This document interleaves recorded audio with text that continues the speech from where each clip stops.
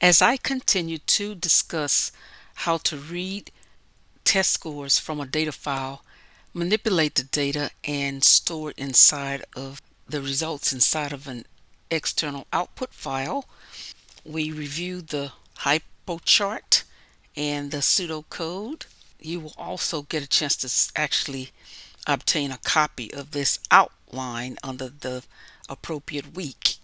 Now the next step is to look at the actual Python code that is reflected from this particular design. So we don't forget your comments, they're extremely important. I'm using an import OS. That's a module. It's called the operating system module inside the program. You use this module whenever you want to work with files, directories, or what we call environment variables. So let me scroll down to show you where the main function is located. Usually you may put the main function at the beginning or near the end of where the program will terminate. However, I'm showing all of the sub modules or subprograms above the main. We have the first submodule is a function to check to see if a file exists. This is a quick and easy function. I just called it input underscore file underscore exists, and the parameter I'm using is the file name. That is what's going to be used when this function is executable, when it's called, which is executed. Don't forget to add comment to describe what that function does and where that function ends. Be sure to do that. That is a requirement in this course. The next function validates or checks to see if the input from the user is a float numerical data type and that it is also positive. So we go through the try and we use the num equal to float parentheses line. That's our parameter that's going to be used. And we check to see if the number is less than or equal to 0. If it is, we're going to return false and none for its validation. And we're going to also tell the program to display this is a negative score or a negative value was returned, and we don't want that. The number you enter should be positive.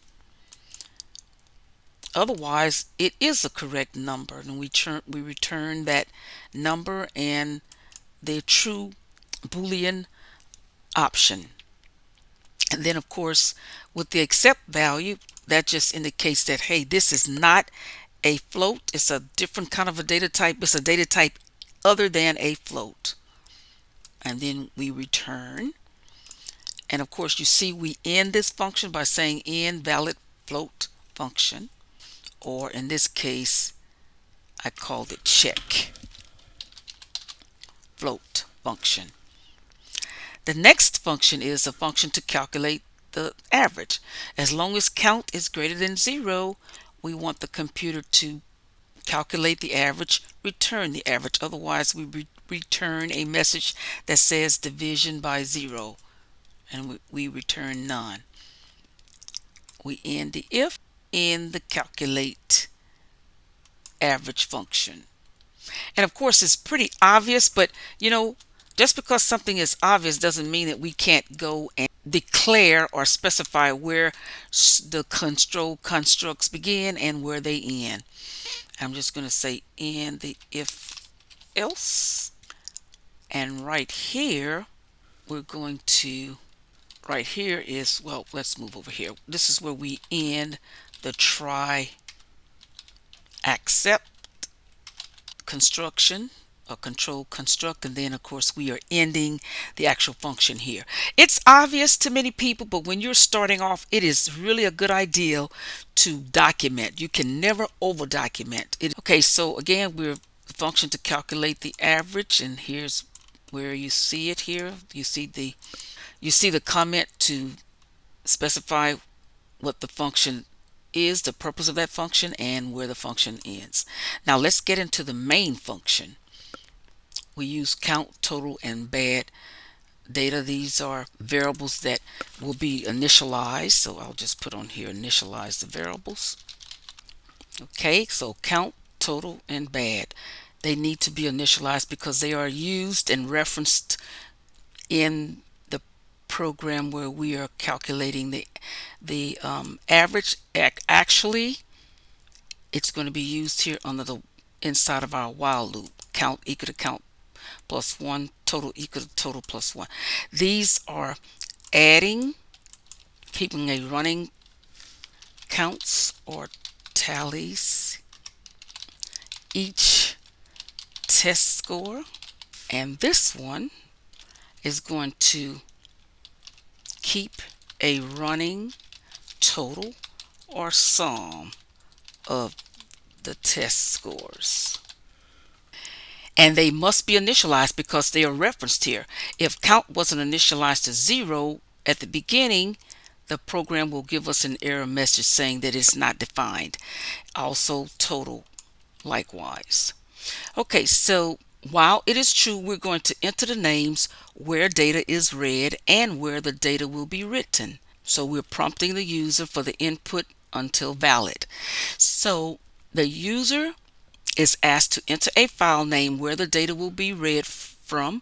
Do not include the .text because the .txt extension, because we are, if that extension does not show up, we're going to use a method called ends with to add that text. If it's not there, we're going to tell the computer to add it. So the computer is going to, whatever file name you entered is going to add that extension. That's what that implies. If it exists, if that file exists, we're calling the function to check to see if this file name exists. Is it inside of the directory or the folder where you're accessing that file from? If it is, it breaks. Otherwise, we say the file doesn't exist. Try entering the correct name again. And if, and while true. Now we're going to prompt the user to enter the output. Enter the file name where the output will be stored. A lot of times when you're looking at the programs, you enter it as a string, a literal string, but we want you to enter this file name. And again, we're going to check to make sure that the .txt is included. If not, we're going to add it. And of course, this is what it's going to look like, equal to out file plus. So it is adding that extension.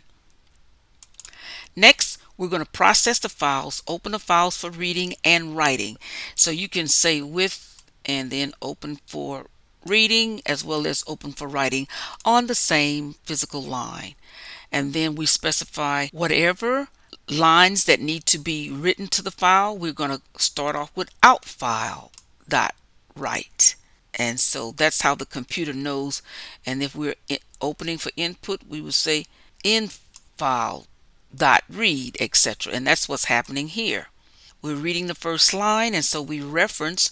The reason we do this is because when I say open for input, the mode is read in file. That's because we don't want to have to reference this entire phrase, so we're going to shorten it by storing it as an object, that variable for reading and an object for writing. So when I say out file dot write, the computer knows to write this to that output file that you designated earlier. Likewise, we're writing the separating lines, the header, the separating lines. Now we read. We're reading a line from that file, that external file that we were asked to enter earlier.